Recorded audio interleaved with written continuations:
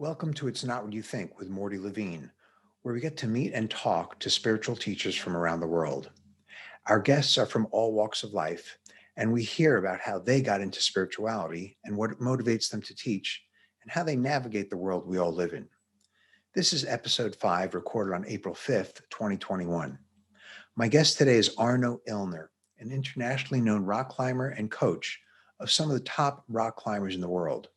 I talk with Arno about how he trains himself and his students to work with their fears while rock climbing mountains thousands of feet off the ground.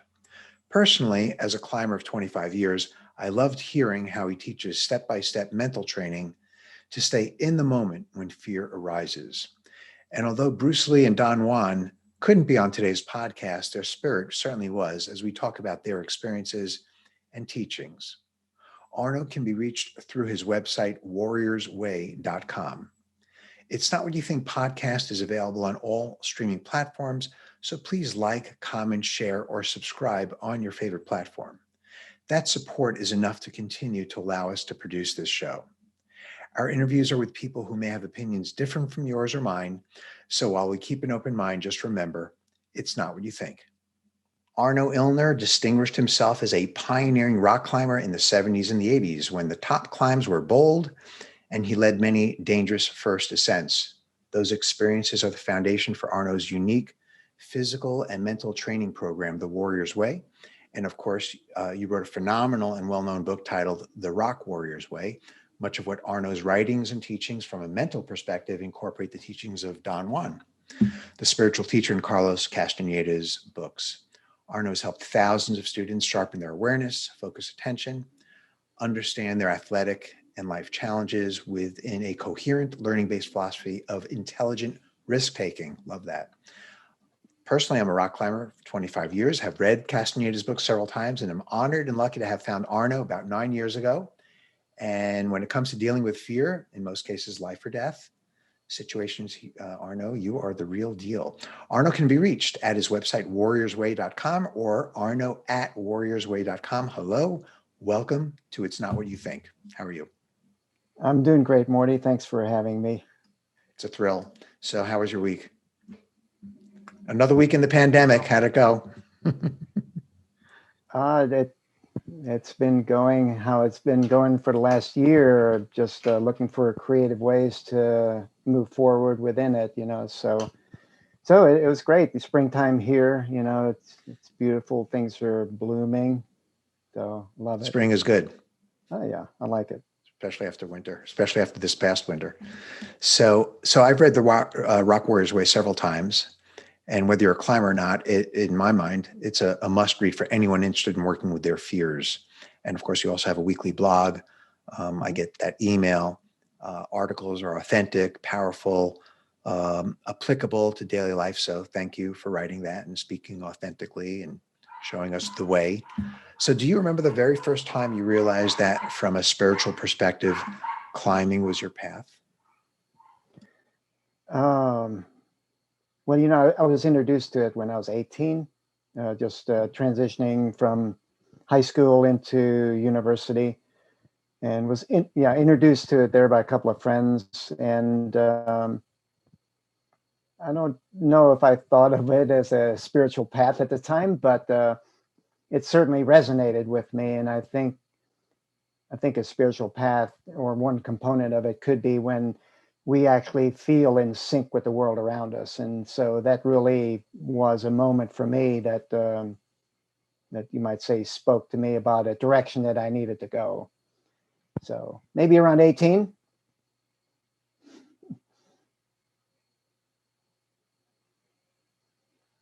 I lost your audio. Sorry. Yeah, no, I put it on mute because I had 17 dogs barking in the background there. I vaguely recall being 18. I kind of blocked that whole thing out, but you reminded me, I started climbing when I was like 34, 35. It was my birthday. I was out in East Coast. And I said to my business partner at the time, I said, I want to do this thing called climbing. There's no internet or anything like that. And I don't even know how I found out to go up to New Paltz, the Shawana. And in my mind, what we regard as kind of scrambling now, which is kind of like just kind of not really climbing, but hiking up a hill with rocks. That's what I thought we were going to do. And I get there and I hired a guide, and, he's got these funny shoes and he's got the harnesses and all that, wearing the Shawanagungs. And I'm thinking, I don't think this is what I was thinking we were going to do. And we get on a route, and but for our listeners who don't know, you're climbing on these things that are barely, an eighth of an inch, and I was like totally blown away by it. Fear, but we're still doing it. But how are we doing this? We shouldn't be doing this. And then, we're whatever, probably only 30, 40 feet up, but just scared. And both of us were black belts. And we're both trying to not show our fear, but we are scared out of our minds. And so that brought me back. That was, that brought me back the second time and the third time and all that. So, talking about fear. Yeah, climbing's like that, right? It puts us in a situation that it reveals certain things by just the nature of the situation, being up high, the exposure of it, standing on those small edges, holding on to things that we think are not going to support us, following a guide, trusting that they're going to keep us safe. The rope management, the rope is like less than a half an inch thick. Is that going to hold us? So a lot of new things reveal themselves. And I think, like, to your point, like, you can be a black belt, you can be a master in some other sport or activity and be a total novice in something else. And yeah, there's some translation from, one discipline to another as far as how you use your mind, but it's not directly translatable as far as being able to be a master now in a new discipline. Yeah.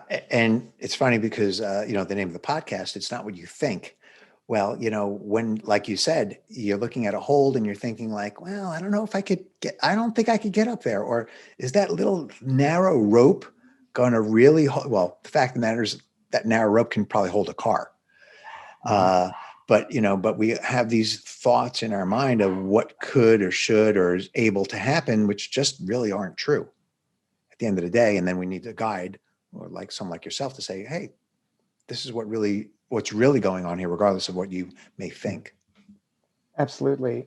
I mean, that's one of the main things that we work on in the clinics that we teach, is to give people an experience where they can challenge the mind, giving that immediate, like, wrong information. A lot of times there's misconceptions. So developing the awareness that the mind is going to prejudge a situation, like a handhold being too small, and then giving the students tools to engage that in small steps, to let the experience itself reveal reality, instead of, like you say, it's not what the mind, not what you think, it's what you experience. So, but we, in order to be able to move in that direction, we have to be able to step back and observe kind of what the mind is doing, like the thinking processes that are going on up there, instead of just being hooked to our thinking and then believing whatever the mind is thinking about.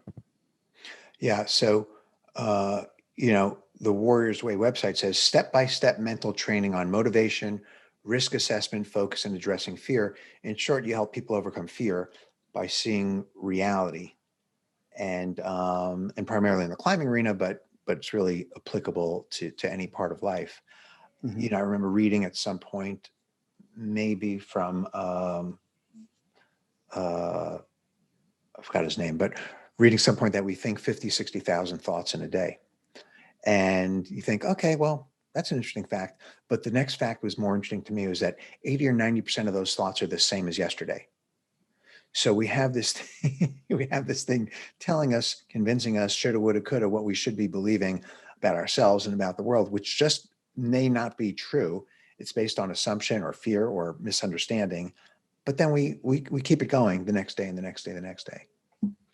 Yeah, it's like mean, I'm no neuroscientist or anything, but the brain is a network of, well, it's a network of neurons, that fire regularly, in a certain same pattern to habituate ourselves to certain ways of being and behaviors. And so this repetitive kinds of thoughts that we have from day to day is a perfect example of that. And it's also like important for us to realize that, like you're saying, that second fact is most interesting. Like, wow, I'm thinking the same thing that I thought yesterday. Maybe it could be useful to start thinking some different thoughts. Um, and so that is sort of the beginning of attention training. It's like, I need to use my attention differently today than I did yesterday. Like, what am I going to focus on? Well, I can focus my attention on my thoughts to observe them. I can focus attention on how I carry my body. Am I contracting, feeling tension, things like that. So this is a perfect window into doing attention training. Right. And I think just the meditation, silent meditation, sitting meditation, also is translatable in that I don't have to be thinking all the time. So now that when I walk around and I look around, I can look around and experience the now, the right here, this moment, without what am I going to do later? What am I going to have for lunch? I can't believe the way she talked to me about that. I have to do this at work. And it's like, well, you don't really see what's going on around you. So we're able to slow the thoughts down, give them less power, less energy, less attention, less focus, and that leaves the window open to experience what's happening right now. I mean, that's a critical point. It's like we not only do we not have to think all the time, it's detrimental. you know? Right. And so essentially,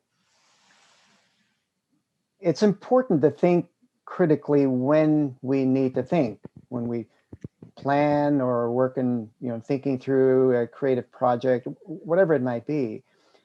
But it's important to realize that when we are engaging our attention and thinking, our attention is in the mind doing that.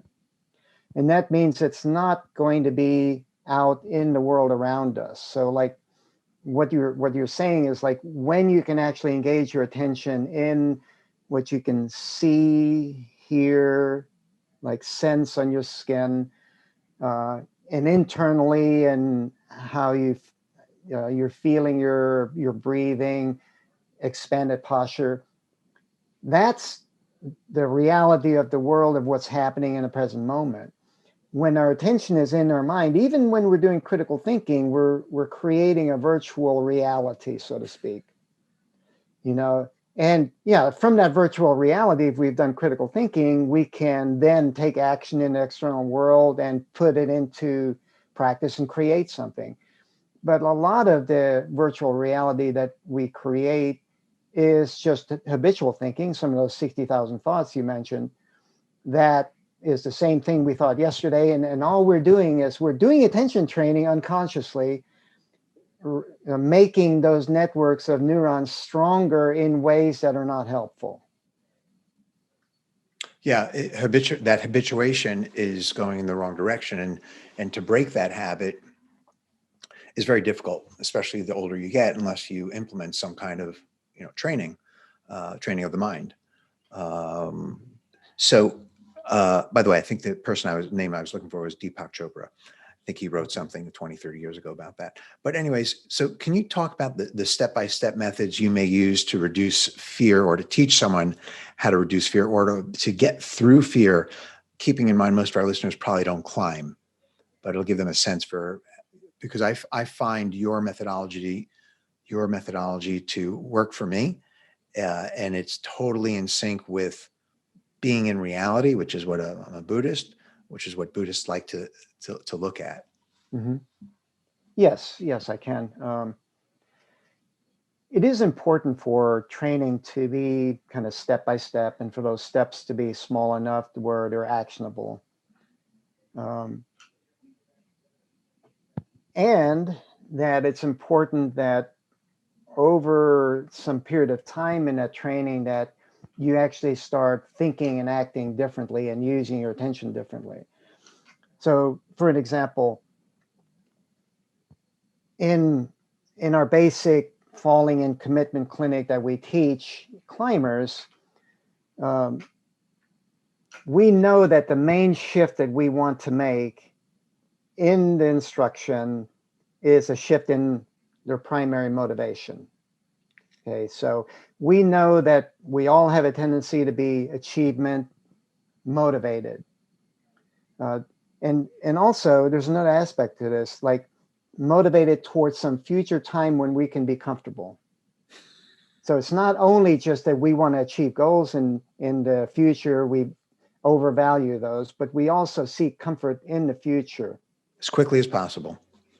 Yeah, and you, boy, does that manifest itself in climbing. So what we want to shift them through in the clinic is where they're actually seeking comfort in the present moment, but they're directing that motivation toward the goal. So they have a direction, in other words, you know. But when we think about climbing, climbers look for the easiest way to climb through a stressful and difficult climb. They're not looking for the hardest way. You know, if they go to El Capitan and they look at, you know, people might be familiar, your listeners might be familiar with, you know, the Don Wall that was climbed a few years ago. They picked that particular part of the wall, but when they stepped off the ground, they're looking for the easiest way to get to the top through that difficult section of rock. So, you know, the path of least resistance requires us to seek the most comfortable way, moment to moment, through, you know, whatever that challenge is. So, um, so we're looking to shift them in this motivation, in their motivation during the instruction through their own experience, because we take them through like incremental, these are small steps, incremental falling practice, like short top rope falls that are not too scary. Then they have an experience, they see what that's like. We tell them what they're focusing on in their body, like with their breathing, where they're looking with their eyes, so that they can actually process that stressful situation into something that's comfortable. Then we can take them to some longer top rope falls where they can build on that, and then finally falls when they're going into the lead. So that's an incremental step-by-step process. And it gives them the experience that, yeah, I am seeking comfort in the present moment, in the now. And I can do that if I take small steps into the stress. I don't have to kind of rush through the stress towards some future time when, oh, I'm glad that's over. You know, I'm in the comfort zone again. Does that make sense? Absolutely. So I think what's happening is you're showing people, first of all, that when you climb in this way, when we're going to practice this next topic, first of all, it's safe, because you mentioned the word top rope. So it's safe. You just practice that the rope can hold you. It's not a problem, not a big deal. And the second thing is, because you now believe that falling in this way, because we're going to practice falling, but the rope's going to grab you, you get an opportunity to be in the moment and to not be so fearful that you don't know what's going on around you, and then it's over. So you open your eyes and you experience whatever you're experiencing right here, right now. And when you do that, you can't, you actually, the mind can only do one thing at a time. We think we're multitasking, but we don't.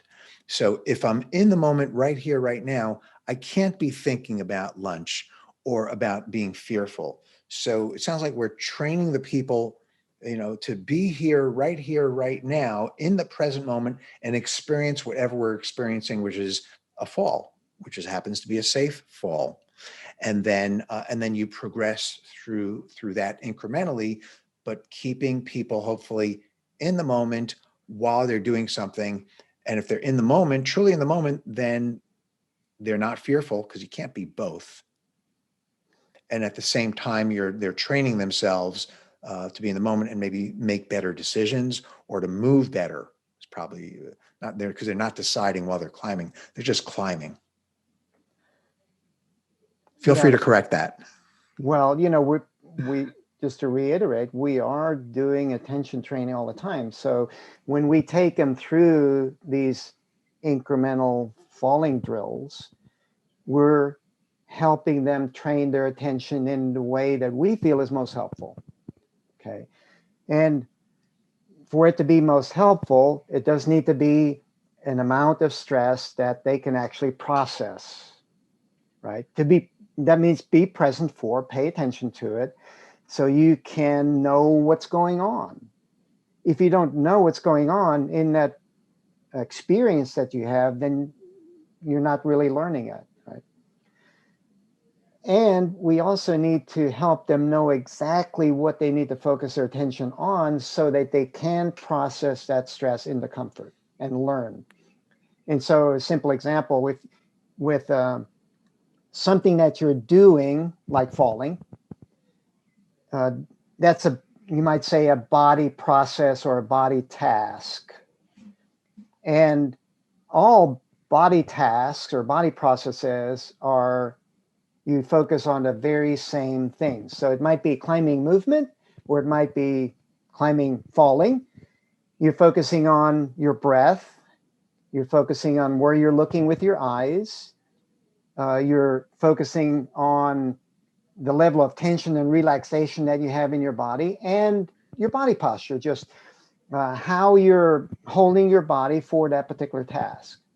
So, for example, in falling, the elements that they focus their attention on to make sure that they're learning and present and processing that stress is they exhale through the fall. They look down into the fall zone so that they're attentive to that danger, right? They're getting into what we call a falling posture that includes like where their limbs will be and a certain amount of body tension that they need to hold it without having excess tension. So basically breathing ice body. Right. When in climbing, it's the same thing, but it's the same thing as far as breathing ice body, but it's just a little different, obviously, because you're not falling. But you're still breathing, so you need to make sure you're maintaining that. The eyes, now they're maintaining eye contact on the holes. Instead of looking down into the fall zone, they need to be attentive to what they're grabbing and stepping on. So need to make sure they're maintaining eye contact. And they're moving in a kind of continuous manner so they can develop momentum. But you can see the simplicity of this, is right. We want to take small steps so that we can be attentive to them, know exactly what we're focusing our attention on so we can learn and process that stress into comfort. So what's beautiful about that is when people they're not on the rock, they're in their daily lives and they're going through pain, discomfort, emotional suffering, stress, the we tell them the same thing, which is pay attention. Don't suppress it. Don't ignore it. Pay attention. Lean into it. You may not like it, but lean into it and be in the moment to process and be aware of what you're feeling and what's happening. Mm-hmm. And what happens is the fear or the emotional stress they're feeling immediately dissipates.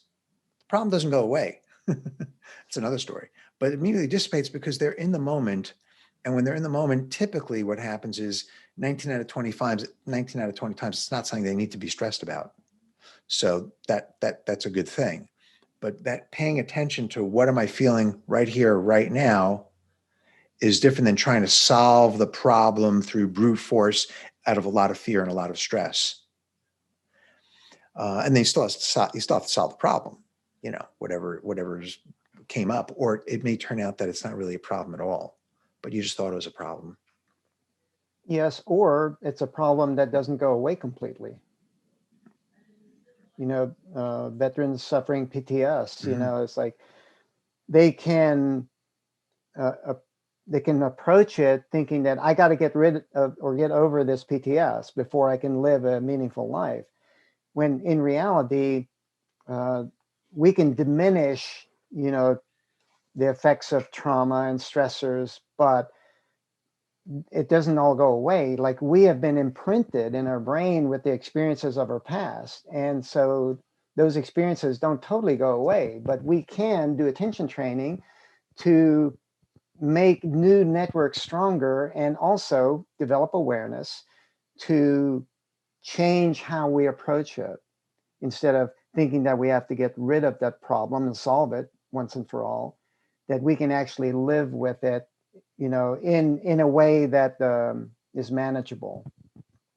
So what, an important, maybe an appropriate example to what you were describing a moment ago is like, when we're doing mental training, we need to understand that the mind is going to misperceive situations that you haven't engaged yet.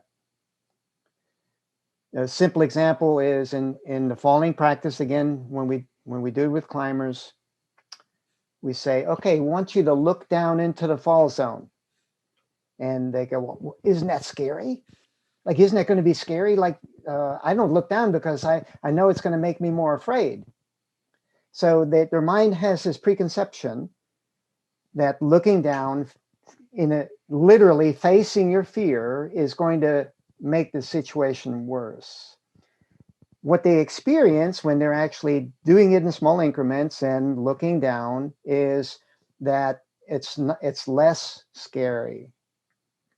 And so there's a really important lesson there for climbers or for anyone dealing with stressors. And that is, it's going to be different than how you think it's going to be. It's going to be different. So expect that it's going to be different. And instead of like suppressing negative emotions or negative experiences, finding a way to face that in small steps. And, trauma therapists know how to do that. They know how to go into trauma situations and help people that have experienced those kind of work them out of their system, at least to some degree. Yeah, these guys and gals that come back with PTSD, they're not in trouble. They're not in war anymore. They're in their living room and they hear uh, the TV in the other room, and some shots are fired on some TV show, and bam, and immediately the stress level goes from 0 to 1,000 but that's not reality. Reality is they're home, they're safe, but they immediately go back to where they were a few months or a few years ago. And that doesn't, can that change? Can that dissipate? I would think over time, from what I've seen, and I've not worked with veterans, I've worked with other people with trauma, is little by little. You can't do it too much. Can't lean into the fear in a big way. It's too much. The fuse will overblow, but a little bit can help. It'll still be there, but it'll just be less and less and less and less of the fear and the stress and the anxiety over time, over long periods of time. And sometimes together with medication helps as well. But certainly these behavioral approaches are super valid. I don't frankly know any other way to get over some kind of fear or anxiety, whether it's small or large. Otherwise, it'll just stay there or get worse. Yeah, things rarely stay the same. They're either on a trajectory of getting worse or getting better. Yeah, I know the Dalai Lama tells a story where this old story. A monk asked him permission to, and it was an older monk, asked him permission to do a certain type of yoga practice, which is very, very vigorous. It's a Tibetan type of yoga. I think it's called Anu yoga. And Dalai Lama said, I don't think it's for you. I don't think it's for you. I don't think you should do it. I don't recommend it. And sometime later, that monk committed suicide. Very unusual. And Dalai Lama felt horrible about it, of course. And so years and years later, they interviewed him and said, do you, are you over that? And he goes, no, I still feel that all the time Whenever I think about it, I don't try to forget it. It's still there. Those were his words. It's still there, but he's able to process it and see it for what it is. It's still painful. It's very sad. He sees and feels that. That's not going to go away, but it doesn't have to go with all this other baggage of emotional suffering. Yeah, the emotional suffering, you can probably speak a lot to this. It's like that Buddhist second arrow, the mental story we tell ourselves of the physical trauma or pain that we're experiencing. Um, when one of the most important mental training concepts, I think, and shifts, I think that we all need to make is toward making small steps. I mean, so it can be applied to any stressor. Like you think about anything that we have learned in our lives, it has involved small steps. We start in the first grade, go to the second grade, we don't go to university, first. So this small steps it's not something foreign. At the same time, though, we have this kind of mental tendency to think in all or nothing, like to take too big of steps. And that can just prevent us from even engaging it. So no matter what the struggle is, and I don't suffer from PTS, so I can't really speak completely toward that. The only thing I can say that if we're facing a struggle, a challenge, then the small steps is going to help us better than thinking we have to get rid of it or be able to get over it completely. Yeah, and I think today's culture makes it also that much more difficult because things move so quickly. They move so fast, and now our mind's moving faster with less attention span, less patience. And it takes a lot of courage, frankly, to do the simplest thing that you described, which is paying attention while you're under stress. So I have tremendous respect for people that go through that class, which I've gone through several times with you, and loved it. And I was a relatively experienced climber, but people that are great, great, great climbers, they still have fears, and if they don't know how to work with them, then they're not going to grow as a person, and they may still be great climbers. So I think it's a wonderful opportunity, not just for climbers, for anyone else, to be able to learn incrementally how to lean in and be present during fearful, stressful times. Mm-hmm. How does dealing with fear help someone deal with other parts of their lives so they can experience less anger, irritation, or annoyance? How would you transfer Yeah, that over? I think fear comes in like two varieties. One is more physical fear, like risk of physical injury. So one of the main things there is just to make sure you're taking appropriate risks, which means you think it through and then you engage in small steps. The mental fear, though, I see it more as a lack of attention in the moment. So, in other words, if we can pay attention to what needs attention, whatever that task is, then there's no space for fear, so to speak. Like fear is a state of lack of attention to what needs attention, basically. So, I think an important first step is meditation or some kind of practice like that, where we can start unhooking our awareness from our thinking. So we can start noticing the mind think, because that is what is going to distract our attention and cause fear from what the current task is. So developing that observer or witness perspective. I notice that I'm thinking about angry thoughts. Then I can redirect my attention toward take a breath, relax. Uh, what am I getting angry about? What is the task that I need to focus on, and so forth. Yeah, if you don't have meditation, my view is if you don't have meditation, then a lot of people just don't even know they're angry. And a lot of people Mhm. don't even know, aren't aware of all the thoughts that are going on in their mind, and what's creating that stress, which is really just, some kind of trigger. And from a Buddhist perspective, we've created these habits in how we react to these triggers around us or thoughts in our mind. And we create and repeat these stories to ourselves, which support who we think we are, our sense of self or our identity. I am this kind of person. I'm that kind of person. I'm a great climber. I do this well. I do that poorly. I should, these shoulda, woulda, coulda stories. And we grasp onto those stories.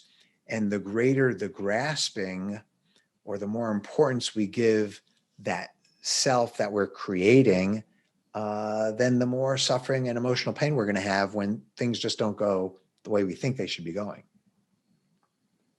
Is Yeah, that I mean, there are two, I think, really important aspects that, I mean, meditation is definitely one medium that can help us bring this to light. But two really important aspects of mental training. One is what we talked about, unhooking our awareness from our thinking. It's not what you think. You're accurate in the title of your podcast, because um, if we can observe what we're thinking, then we can get some perspective. And we can not just react to what the mind is thinking. And this is a really important part because I think the majority of us, me included, think that we are our thoughts, that we are our thinking. Like we're so identified with our thinking that we can't get that perspective. And meditation, like you say, helps build, unhook thinking from awareness so we can have that perspective. The second really important mental training um, thing to work on is separating identity from outcome. Like there's so much structure and so much in our society that we we seek to validate our identity and how we think of ourselves through externals. And so that puts us sort of at the whim or the mercy of the external situation. In other words, we feel good about ourselves if life's going our way, we're succeeding. We feel bad about ourselves if we're failing. That's a victim mentality. That's not a way to, approach situations that are going to be stressful or fearful in a way that we can actually learn. So, uh, separating how we understand our identity from the outcomes that we're creating, helps give us, a better perspective so that then we can look at an outcome and say, oh, okay, what did I do well? And what do I still need to learn? Like we can look at that with those two questions to engage our curiosity, toward some options for moving forward. right? So we can have a very black and white world. I'm going to get to the top of the climb. I'm going to get that new job. I'm going to get the raise, or I'm not. And if I make it to the top of the climb, or I get the new job, or I get the new raise, or I get the new car, or she marries me, or she doesn't marry me, or not, then I'm a great person. Everything's perfect, or not. So it's very black and white. Or you could say, hey, I'm going to be in the present moment as much as I can. I'm going to be curious about what I'm doing, and there might be 50 different things that might happen. Maybe I'll get to the top of the climb. Maybe I'll get halfway up. Maybe I'll get up there and it'll be raining. Maybe it could be 1,000 different. We try to release this grasping onto specific outcomes and just be open to all possibilities. And hopefully I'll get to the top. Sure, I'm not going to be totally goal-less. I am going to get out of bed in the morning, but we try not to be so attached and grasping, and more, it's kind of like one of your blog articles about goal motivation versus process motivation. Yes, yeah. You know, we, as people interacting in society and the world, uh, we can have this either or mindset, like you're describing. But reality is both and. So if we look at motivation, for instance, we can be motivated by goals. We can set goals that are inspiring, that are would be meaningful for us to achieve. And we can then be process motivated, enjoying the struggle and the journey that leads us there. Just think of a climb. Like if we think about the climb as a metaphor, if we want to climb something, we have to say, I want to climb that mountain or El Capitan in Yosemite. And even in there, I need to pick the nose or the Don Wall or a Salate wall or something. So in climbing, we can't climb without having a goal. So, and we have to choose between the nose and Don Wall, for example, right? We have to choose this mountain or that cliff. So that means that we're picking something that inspires us. And then we can step off the ground, start climbing that mountain and start climbing that cliff and enjoy the work and the struggle, be motivated toward the process of learning what we need to learn to climb toward that meaningful goal.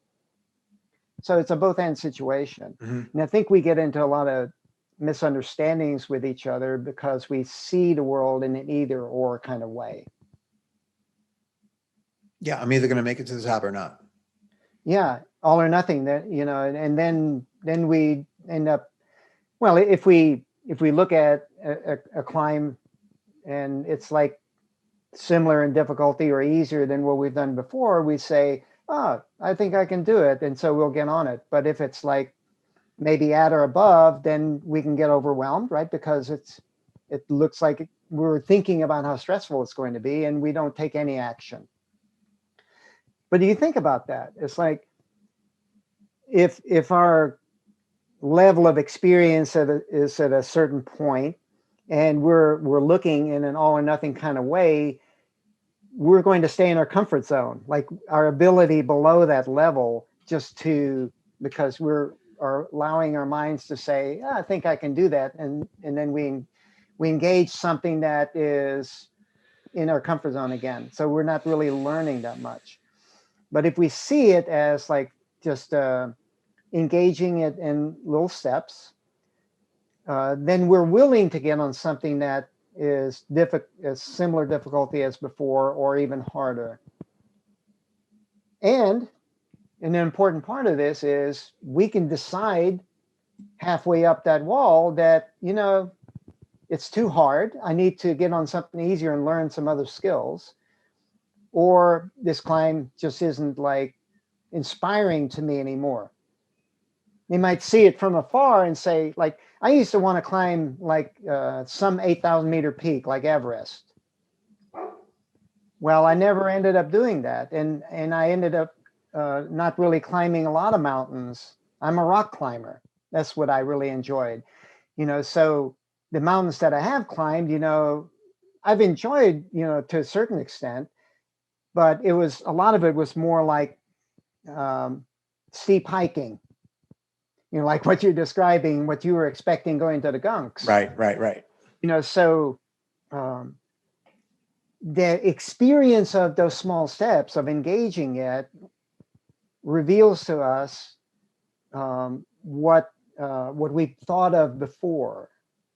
It clarifies the mental misconceptions. Even if we think that's going to be an inspiring goal that we want to achieve, that might be a misconception once we get engaged and see what it's either how much work it's going to require, or the quality of the rock, or the quality of that experience, or the level of skill that's necessary.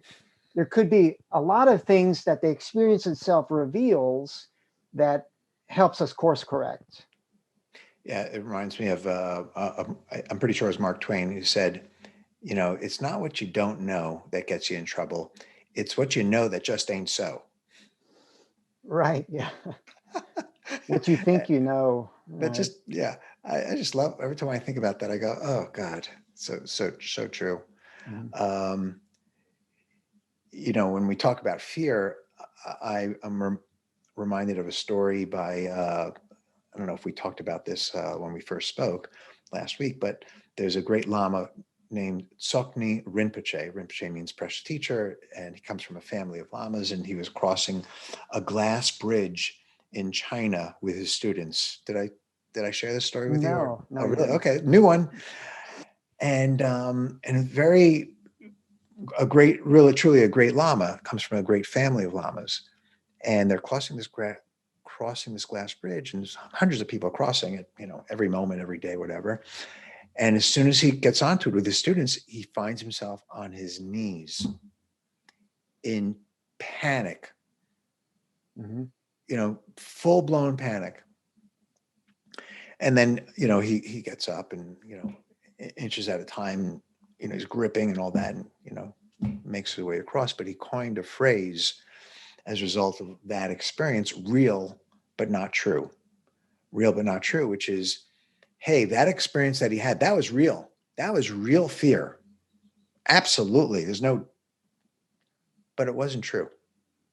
It wasn't valid, meaning, so I like to think about that, because sometimes we have this perception, and it's just not true. But we don't want to diminish the fact that there's a lot of fear going on there. It's like kind of people that are afraid of getting in an elevator. Another example: elevator's safe. Elevator's gone up and down 200 billion times. Not a hitch. But people still feel, well, it's real, but it's not true. Yeah, I'd like to challenge that. Great. Okay. I remember giving a presentation once where I was talking about falling, and a person in the audience was objecting that I was saying that, falling 2,500 feet up on El Capitan was different than falling the same distance, close to the ground, Right. where Right. maybe 100-foot cliff, that you don't Right. have all of that exposure. And I said, no, it's completely different. It's not just about the length of the fall. It's about the position that you're in and the exposure that you feel. There are a lot of things that bring up fear, not just like the length of the fall. So your story about the glass bridge kind of reminded me of a video I saw about a year ago where they were calling it exposure therapy or something, like dragging people onto the glass bridge to face their fear of Wow. heights or something. And they're like terrified. So they're not learning anything. But the thing that I wanted to challenge in that story is that we all have what I would say a real perception based on our experiences, based on where we are in our learning process. So that's what's real for us. And so finding where that edge is for ourselves, then we can find small steps to take out of that. And that's what we end up doing a lot with our students. It's like we can have 6 students in a course teaching them falling, for example, and each one of them is going to have, first of all, different falling experience from the past, and they're going to do the falling practice the way we ask them to do it, a little bit differently. So we have to find where each student is, like where the edge of their comfort zone is, and then find a way to move them out of it a little at a time so that they can build a kind of a solid foundation from where their truth, so to speak, or their experience level is. Right. So I think we have to differentiate between climbing and karate, these inherent sports that have a large degree of risk associated with it, versus someone who's got a fear of a glass bridge or an elevator or other fears. We have all kinds of fears. I don't want to just focus on those two. We have fears that we don't even know we have until we Yeah. face resistance in our mind. And I think the point of his teaching there, or the value that I got out of it, was, hey, it's good to recognize what we got. It's good to just say, hey, I am afraid, because most of the time, especially macho guys, like me, or I used to be one, maybe I still am. We just, I'm not afraid. Oh yeah, you are. So it's good to recognize that. And that's number one. But the other thing is to say, kind of like I used to see this bar chart in a magazine a long time ago, where there's two bars. One bar goes all the way up to the top of the page. So all the things we worry about. And the other bar right next to it is a tiny little bar. It says all the things that we worry about that actually happen. So the fact of the matter is we are safe in elevators. We are safe, in crossing that bridge, but we can't, our perception is not accurate, but the feeling we have is real. Mm-hmm. And sometimes we forget both. Now, climbing, I think, is different in that regard. Yes, climbing can be done very safely, for sure, if you have the right equipment, the right partner, the right knowledge, the right experience, et cetera, et cetera. I believe that too. And of course, if you have one of those variables a little bit off, then all of a sudden something very safe can be not so safe. Mm-hmm. But I think looking at the fear and understanding it, and then trying to bridge that gap and incrementally I don't want to say getting over it, but understanding it, and then kind of looking at what's happening, what's really happening now. And you do that through these incremental approaches.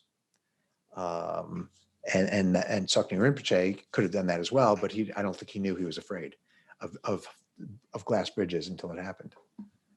Yeah.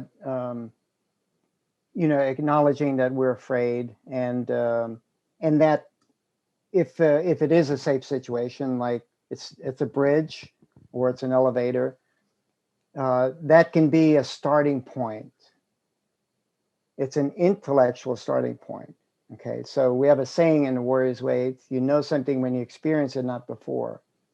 So you still have to find a way to change that intellectual understanding.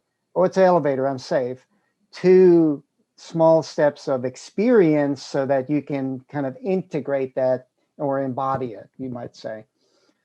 And finding small steps to do that, is obviously, it's what I've been saying, is a helpful way to do it. Right. For sure. So when you're going about your day and something goes wrong and you find yourself irritated, annoyed, or angry, or whatever, do you have a technique that you use to kind of get you back on track, so to speak, or anything you can share? Yeah, I do. It has to do with what I have on my wrist here. Okay. So if you're just listening to the audio, it's a bracelet, leather with a little penny on it. And I call it my Petty Tyrant bracelet. Okay. And I call it that, comes from, the Castaneda books. Don Juan says that something like a tyrant will kill you, but a petty tyrant just annoys you to distraction. Well, this penny is irritating and annoying to me. It's constantly getting in my way, like when I'm typing or when I wash my hands. So it's a constant reminder to me that I need to relax into that stressor, that irritation, and work through it, be attentive to it. It might mean that I need to rotate this penny to the other side of my arm so it's not in the way or something. So that simple device helps me notice frustrations or irritation that come up with other things. In other words, I'm doing attention training to see irritation, frustration, stress as something I actually want to engage instead of something I want to get rid of. So that's probably one of the most basic devices and practices that anyone could do. And in all reality, it's probably the most important practice that we need to do with mental training, because our natural tendency to be motivated toward comfort is constantly moving us away from stress. And so one of our main practices then is to, like you say, lean into the stress or be present for the stress and work with it. And so one of the main ways that to do that is to seek, like we talked about earlier, seek comfort in a present moment, not at some future time. Now, your listeners might be thinking, that's the lazy man's way out, just looking for the path of least resistance. It is looking for the path of least resistance, just like we talked about in climbing, with the caveat that you know where you're going. You're pointing your attention in the direction of a meaningful goal. So just like in climbing, yeah, we're going the easiest way toward a goal, and we're seeking comfort in the present moment as we're working there.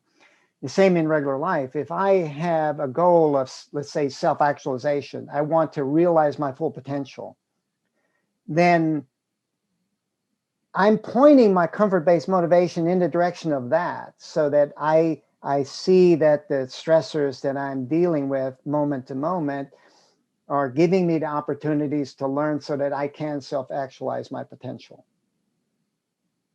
Now, that's a different way of thinking about it, and that's one of the main things about the Warrior's Way mental training method is, in a lot of ways, it's a 180-degree different way of understanding reality and the situations that we're faced with. So you train yourself by wearing a bracelet that you know is going to annoy you during the day. Mm-hmm. And when you notice you're annoyed because it got in the way of you typing, you say, oh, I can move it. I can change the position of this bracelet so it doesn't annoy me. Right? That's one solution. Either that or mostly it's the noticing. Just observing that you're annoyed. Yeah, it's the noticing, observing that I'm annoyed. And I can choose. See, then I can choose. Well, first of all, I can delay, a pause, give myself space for awareness. And then I can just leave it the way where it is. Or I can choose, I'd like to move it, because it truly is getting in the way of my typing. And then I can rotate it out of the way. But I don't have to do it like with anger. I can do it with awareness. Like, I am choosing to do something to move in a more helpful way, something that's more comfortable to do this particular task. Mm-hmm. So how would that translate to, someone is yelling at you or really annoyed and pissed off at something because they didn't understand whatever you were trying to say or do or whatever, or they're honking their horn or something like that. So it's not the bracelet, which you've probably become a master at, observing the annoyance that it can generate. How would you handle those situations? Pausing is an important part first, like delay reacting, like if it is like in traffic and someone is upset, and yelling at me or honking a horn, I can pause instead of reacting. And that's really important because, and this comes back to like the importance of separating identity from outcome. Okay. I can allow my identity to be offended because of someone else's honking the horn or being upset with me. And so by pausing, I can diminish that defensiveness or that getting offended. I can notice maybe tension in my body or my desire to react, to say something, or to blow my horn on my own car. And then I can shift my attention more toward, cooperating. Maybe the person's alerting me to something, not that's something I'm doing that is dangerous, rather than, something that he's upset about. So again, the mind can make these preconceptions about what that blowing the horn means. Immediately my ego might say, well, I don't have to do what you want me to do. You can blow your horn all day long, So my ego can think like they're doing this, to diminish my importance. But pausing and then relaxing my tension, you might say, breathing, lowering my defenses, I can be more perceptive of what's going on. Yeah. So you're breaking the habit. What's the habit? The habit is they honk me, I'm going to honk them. Mm-hmm. Or they're pissed off. I'm going to show them a thing or two. They don't know who they're dealing with, that kind of thing. So when we break that habit, and the more we break that habit, the habit gets weaker and weaker and weaker until we don't have that habit anymore. Someone can just honk and we'll go, oh, maybe I'm doing something awry here, but I don't have to get angry and pissed off about it. And the second thing is we talked earlier about how sometimes we have this very strong sense of self and ego and the stories we tell ourselves about who we are and how important we are. That comes into play when someone honks their horn because they don't know how important I am.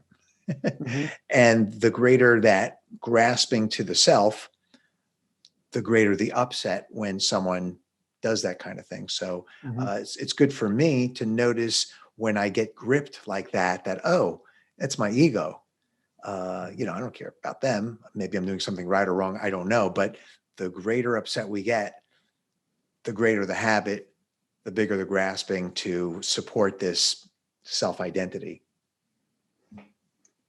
Yeah, exactly. When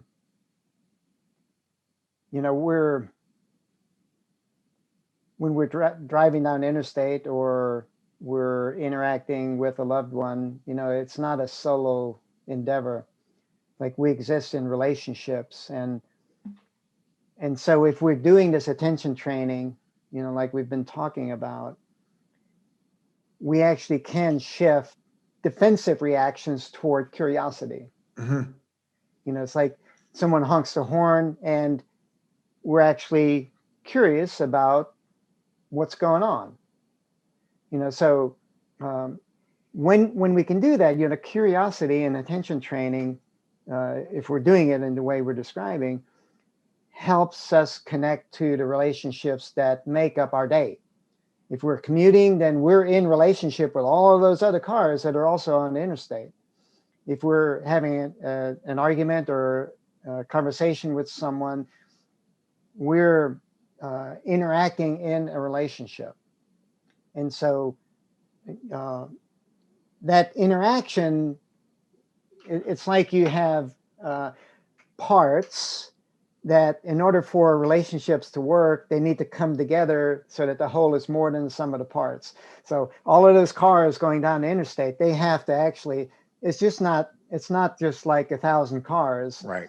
It's like all of those parts coming together in how they're moving in and amongst each other that creates a whole that actually works. And it's the same thing with a conversation with two people.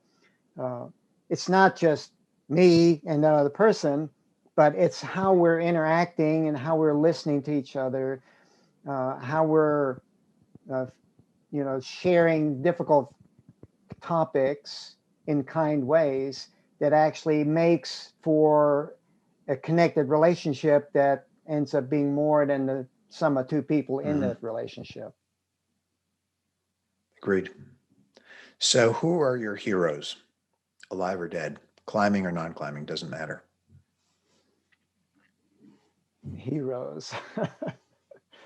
Well, Bruce Lee comes to mind. Great. One. Okay. So I don't know if you knew this, but Bruce Lee was going to be on the podcast today together with us, but he couldn't make it because he's dead. Died a long time ago. But if you could ask him one question or share with him one thought or one comment.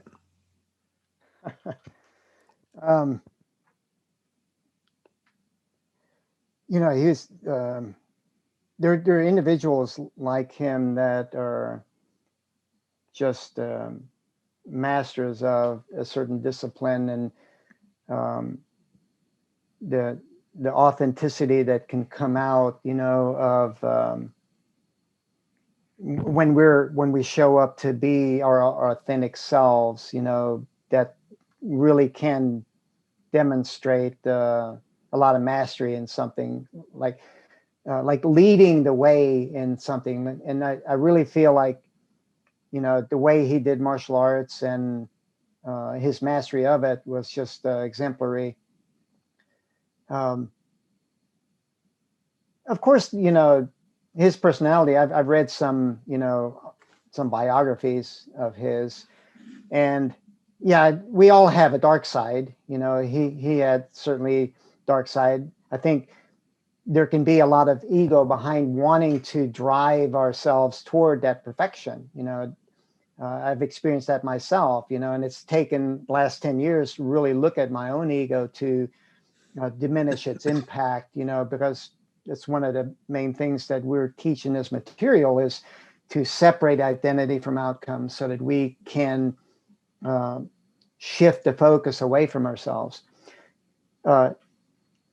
I don't know that I would have a question for him. I guess I could share with him, that I appreciate that he followed what was truly important to him for his life, because he went through a lot to be able to, master what he did.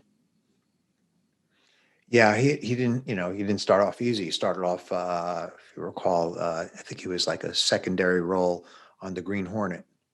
Do you remember that show? We're both old enough, right? And he kind of had to work through that whole Asian stereotype, which was not easy. And but at the end of the day, and I know people, I practiced karate with people that knew him quite well, and he was really a master. He wasn't just good.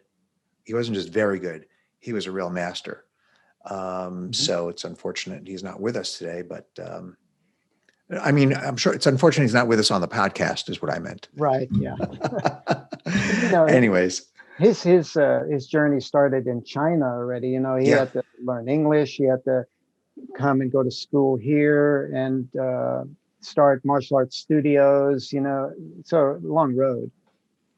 And you want another hero? Yeah, absolutely. Okay, Don Juan. Don. So this is a curious one because some people question whether Don Juan ever lived or not. Mm-hmm. Okay, of course, Castaneda said that he did, but the thing with the Castaneda books, and they're not as big of an influence on the Warrior's Way training that we do as they were in the beginning. I've researched widely and feel like the material is representative of a lot of different disciplines, across the globe.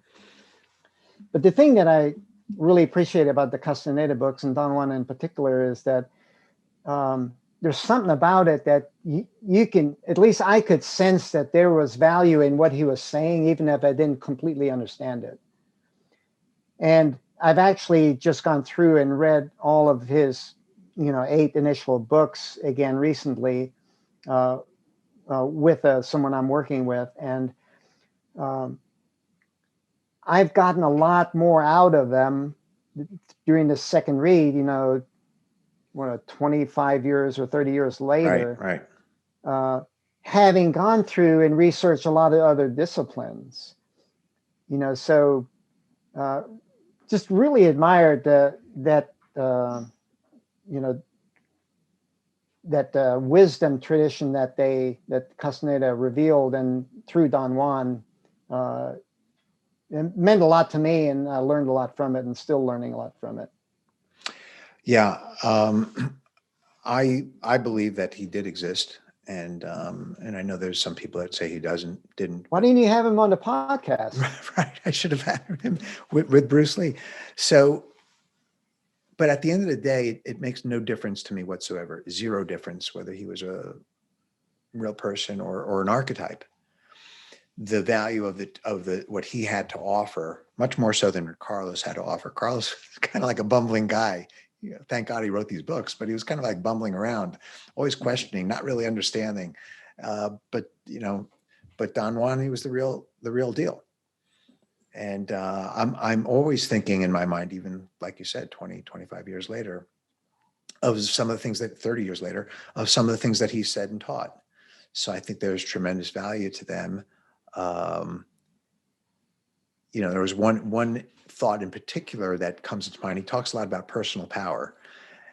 and never quite understood what that meant back when I was in my 30s. But he said, it's not so much how much personal power you have.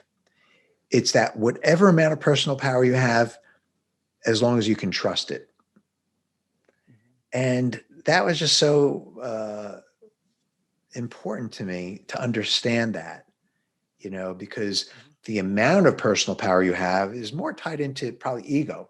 I have a lot more personal power than I had before, or you, or whatever.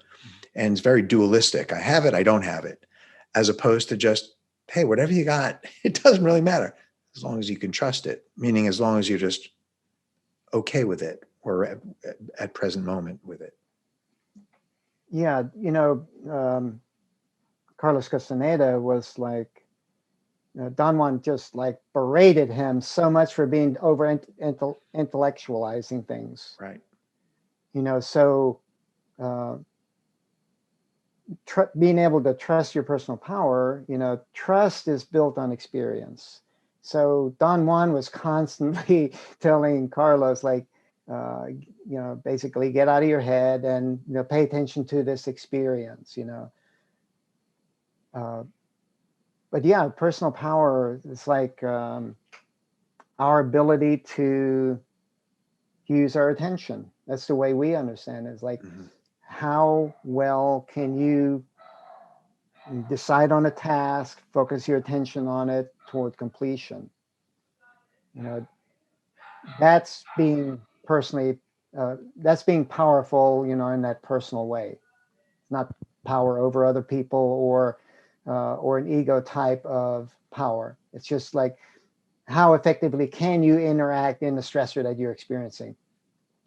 One of my favorite quotes is this. I don't know which book it comes from, but Don Juan says that the basic difference between ordinary people and warriors is that warriors see everything that happens as a challenge, whereas ordinary people see everything that happens as a blessing or a curse. And I think that quote is almost word for word. But this is the basic thing that we've been talking about. A warrior is trained to move toward the stressor, toward the threat. Soldiers are trained to do that. And we can embody that same kind of a mindset in our ordinary daily stressors. To lean into it, like you're saying, right? We need to see, that's what this petty tyrant thing is about. Stressors, irritations, frustrations.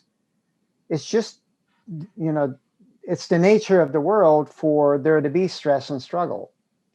So we can shift irritations and frustrations toward curiosities if we see them, things that happen, as challenges rather than like blessings or curses. Beautiful. Well said. Okay, I think that's a great place to stop. You got two heroes in there, Bruce Lee and Don Juan. So Arno Ilgner, I can't thank you enough for joining me on It's Not What You Think. It's been pure joy. And of course, we'll stay in touch. Yeah. Thank you again. Stay safe. Yeah. Pleasure to be here. Thank you. All right. Be well. I hope you enjoyed our talk with Arno Ilgner. Please like, comment, share, and subscribe to the It's Not What You Think podcast. That really helps us to continue to produce these episodes and invite other guests from around the world.